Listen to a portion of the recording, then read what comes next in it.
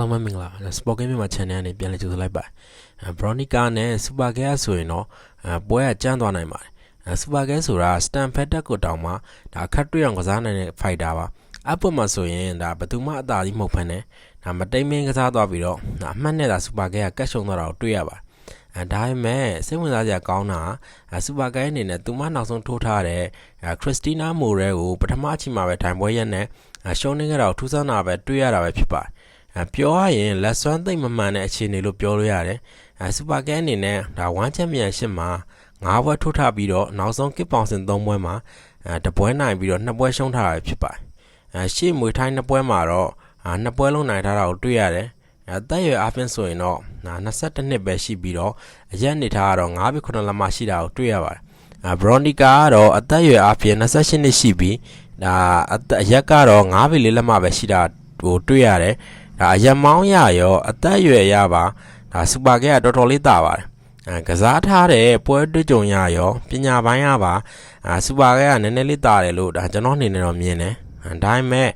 Veronica နိုင်ဖို့ခွင့်ရည်တွေလည်းရှိပါတယ်Super Girl ပွဲတွေကိုကျွန်တော်ကြည့်ရသလောက်တော့သူက body shot တွေကိုထိရင်သိမ့်မခံနိုင်တာကိုကျွန်တော်အနေနဲ့တော့တွေ့ရတယ်သူမကဇက်တိုက် pressure ပေးပြီးတော့ဒါတိုက်စစ်စင်ရင်ဒါနည်းနည်းလေးပြားလာပြီးတော့အမှားယွင်းတွေလောက်တတ်တာဖြစ်ပါတယ်Veronica ဒါ Super Girl ရဲ့ body တွေကိုဒလဇက်တိုက်စစ်စင်ပြီးတော့ထိအောင်ထိုးနိုင်ရင်တော့အနိုင်ရဖို့ခွင့်ရရှိတယ်လို့ကျွန်တော်ကတော့မြင်တယ်ဒါပေမဲ့လက်ရှိ Veronica ရဲ့အနေထားကတော့တက်လုံမိုင်းကိုဒါဒီထက်သေချာပြင်ဆင်သင့်တယ်လို့ကျွန်တော်ကတော့မြင်ပါတယ်ဘာဖြစ်လို့လဲဆိုရင်သူမကနောက်ဆုံးထိုးထားတဲ့ပွဲမှာဆိုရင်ဒါတက်လုံမိုင်းတော်တော်လေးကျသွားတာကိုတွေ့ရတယ်အခုချိန်မှာကလေးကတက်လုံမိုင်းနဲ့ body shot ထိုးချက်ပိုင်းတွေကိုVeronica အနေနဲ့ဒါသေချာလေးပြင်ဆင်သင့်တယ်လို့ကျွန်တော်ကတော့မြင်တယ်တကယ်လို့ပွဲဖြစ်လာခဲ့ရင်တော့ဒါ Super Girl ကပွဲဝင်နေတာကြာပြီဖြစ်တဲ့အတွက်Veronica အနေနဲ့အဲ့ဒီပိုင်းမှာတော့ဒါတပန်းတာနေမှာဖြစ်ပါတယ်Super Girl ရဲ့အနေထားကရောတော်တော်လေးနာမည်ကြီးပြီးတော့ overrated လေးနည်းနည်းလေးဖြစ်တဲ့အတွက်ကျွန်တော်ကတော့အတင်းဆုံးရမယ်ကစားသမားမျိုးမဟုတ်ဘူးလို့တော့မြင်တယ်ဒီပွဲသာဖြစ်လာခဲ့ရင်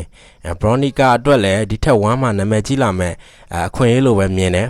နိုင်သွားခဲ့ရင်တော့နောက်ထပ်ပွဲတွေမှာပြိုင်ဘက်ကောင်းတွေနဲ့ဆက်လက်တွေ့ဆုံနိုင်မှာဖြစ်ပါတယ်ကျွန်တော်ဒီနေ့သုံးသပ်ပေးခဲ့တာကတော့Veronica နဲ့ဒါ Super Girl သာပွဲဖြစ်လာခဲ့ရင်ဘယ်လိုတွေဖြစ်လာနိုင်မလဲဆိုတာကိုကျွန်တော်ပြပြပေးခဲ့တာဖြစ်ပါတယ်ပရိသတ်တွေအနေနဲ့လည်းသဘောကျလိမ့်မယ်လို့ထင်ပါတယ်ကျွန်တော် YouTube channel ဖြစ်တဲ့ Spoken မြန်မာ channel ကိုလည်း like and subscribe လုပ်ရင်အားပေးခဲ့ကြပါအောင်ပရိသတ်တိုင်းကိုအားလုံးကိုကျေးဇူးတင်ပါတယ်